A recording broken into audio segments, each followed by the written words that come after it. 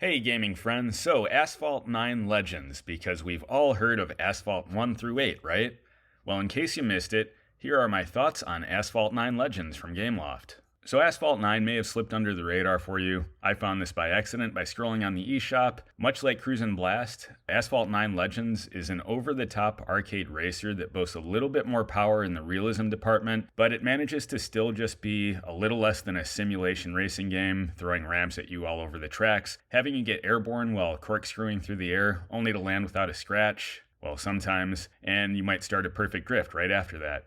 Also, like Cruisin' Blast, you're able to perform 360s at will, only here you're able to actually more easily take down other cars with that move. As far as the story, again, there is none here. There is a career mode, however, boasting an impressive 70 tracks. So several of the tracks are in the same region. It'll take you from the Himalayas to Scotland to different parts of Shanghai, Cairo, and Japan. For example, it might take you on a different route, or sometimes you'll have a track variation such as doing a time trial or being hunted by police with your goal to just escape. A little nuance I liked were these little mini goals in the career mode to earn flags so that you could advance to the next tracks, and some of these mini goals were things like doing nitro boost, a couple of them, or what they call shockwaves, just another variation of a nitro boost. Simply winning the race, even sometimes just finishing the race will get you a flag. Sometimes it'll want you to destroy some obstacles or drift for a certain amount of time, and all of this is honestly pretty fun. It gives it a little bit more of a challenge than simply trying to get in first all the time.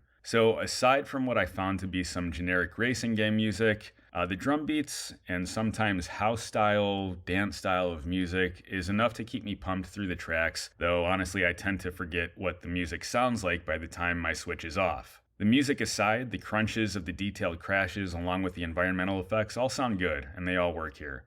So as far as the gameplay, even though this is an arcade racer, you get a little more here in terms of customizing your cars, in terms of customization of upgrading things like acceleration, handling, nitro boost, and your top speeds. So if you have played Cruisin' Blast, it's hard not to compare the two. Expect a little bit more of a challenge here. This is still by no means a simulation racing game like Gran Turismo or anything like that, but the AI is pretty good at also wanting to win the race. One of my opponents the other day just took me by surprise, recently running me into a wall. So if you crash, you'll usually see quite an impressive display of broken glass. You might see doors or hoods go flying, and you'll see sparks. And it does actually remind me of Burnout a little bit.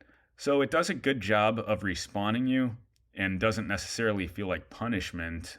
So overall, it just feels like over-the-top fun, another arcade racer here, even if I haven't seen any UFOs or dinosaurs or Yetis or anything like that. So you might find yourself on the roof of a building or making very crazy jumps in the Himalayas, or my personal favorite, flying over the Golden Gate Bridge. The presentation is all very clean and there's a ton of content. So again, you get 70 tracks over the course of the career mode through 5 chapters, and you can choose to do some seasonal or limited time events to get things like tokens or in-game credits, and you can unlock blueprints to get more cars. Being that this is a free game from a developer that I think most of us probably know from mobile, they will show you screens where you can actually buy, i.e. yes, use your own money.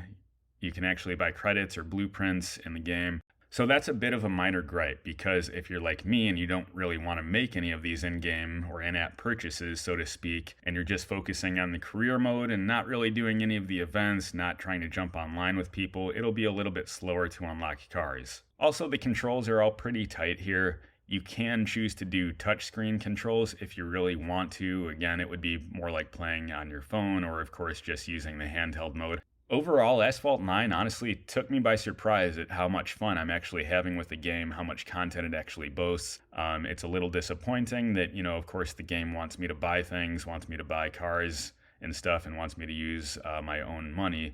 But by that same token, I'm having a lot of fun with the game. The controls are really tight. I can go in between this and Cruisin' Blast, and the fact that this is a free download and giving me hours of fun, I think says quite a bit. I love a lot of the set pieces throughout the game, and some of the massive area you get is a lot of fun to look at, and it can be quite exhilarating to suddenly be flying over a bridge or flying through the Himalayas. It's a lot of fun, gives you some challenging, and the mini challenges throughout the tracks are all a lot of fun, honestly. So if you haven't checked it out, I recommend checking out Asphalt 9 Legends on the Switch if you're into the arcade racing style game. So thanks for watching this video. Please help out the channel by subscribing, liking, sharing, all that fun stuff. Let me know what you think about Asphalt 9 if you've played the game.